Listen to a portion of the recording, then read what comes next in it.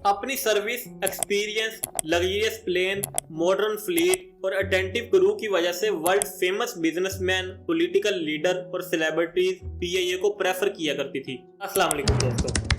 PIA यानी कि Pakistan international airline, जिसका नाम सुनते ही हमारे जहन के अंदर फौरी तौर पर जो चीज़ आती है वो ये है कि एक तबाहाल एयरलाइन जिसके तमाम त्यारे तकरीबन नकारा हो चुके हैं और जिसकी मैनेजमेंट मुकम्मल तौर पर तबाही के दहाने के ऊपर खड़ी है। एक ऐसी एयरलाइन जिसको यूरोपीय यूनियन के अंदर फ्लाइट तक करने की इजाज़त नहीं है और एक ऐसा इदारा जिसके ऊपर ऑलमोस्ट 830 अरब रुपए का कर्ज है और पिछले 15 से 20 साल में ये एयरलाइन सिर्फ और सिर्फ नुकसान उठा रही है। मगर क्या आप जानते हैं कि वर्ल्ड के अंदर किसी ज़माने में ये एयरलाइन एविएशन की वर्ल्ड लीडर कहलाया करती थी और आज की मशहूर तरीन एयरलाइंस को ये एयरलाइन अपने त्यारे लीज पर दिया करती थी। सो आज की इस वीडियो के अंदर हम उसी पीआईए के गोल्डन एरा के बारे में जानेंगे।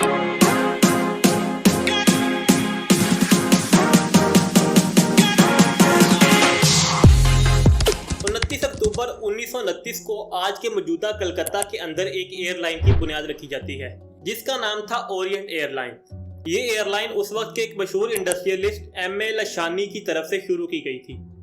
ब्रिटिश इंडिया के इंडिपेंडेंस के बाद ये एयरलाइन पाकिस्तान के अंदर शामिल हो जाती है।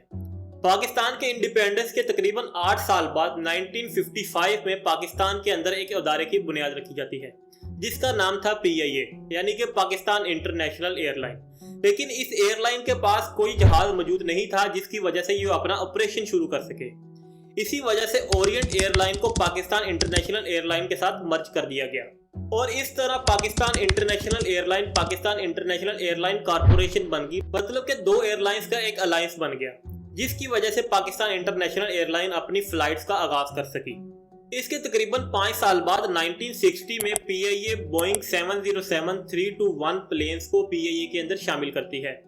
इनिशियली तौर पर पीआईए ये त्यारे एक American airlines America world Airways से उधार पर लेती है, लीज के ऊपर लेती है। यह स्टेप पीआईए के लिए एक बोल्ड स्टेप साबित होता है। त्यारों के साथ पीआईए एशिया की पहली ऐसी एयरलाइन हो जाती है जिसके अंदर जेट एयरक्राफ्ट को शामिल किया गया था, जिसके साथ पीआईए की एविएशन टेक्नोलॉजी और पैसेंजर कंफर्ट एक अप लेवल पर चला जाता है। जिसके बाद पाकिस्तान इंटरनेशनल एयरलाइन लंदन के लिए अपनी फ्लाइट्स का आगाज करती है। इसके अगले साल 1961 में यह फ्लाइट्स न्यूयॉर्क तक भी जाती हैं।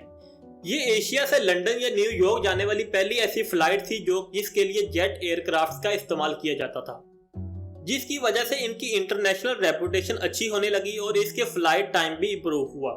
इवन के 1962 में पीआईए की फ्लाइट जो कि लंदन से कराची आ रही थी उसने फास्टेस्ट फ्लाइट का रिकॉर्ड भी अपने नाम कर लिया, जिसने ये सफर 6 घंटे 43 मिनट और 51 सेकंड के अंदर लंदन से कराची तक का तय किया। ये रिकॉर्ड आज भी एक वर्ल्ड रिकॉर्ड है। 1968 में पीआईए के ऊपर एनुअली तकरीबन 10 लाख लोग सफर किया करते थे, लेकिन 10 साल बाद 1979 के अंदर यही तादाद बढ़कर 3.9 मिलियन या फिर 39 लाख के करीब पहुंच गई। अपनी service, experience, luxurious plane, modern fleet और अटेंटिव क्रू की वजह से world famous businessman, political leader और सेलिब्रिटीज पीआईए को प्रेफर किया करती थी। अपने बिजनेस के पीक टाइम के ऊपर पीआईए ने पूरी दुनिया के अंदर बिलियंस ऑफ डॉलर्स की प्रॉपर्टीज खरीदी, जिसकी एक मिसाल न्यूयॉर्क के अंदर वाक़या रोजवेल्ट होटल है जिसकी 2007 में कीमत तकरीबन $1 बिलियन लगाई गई थी।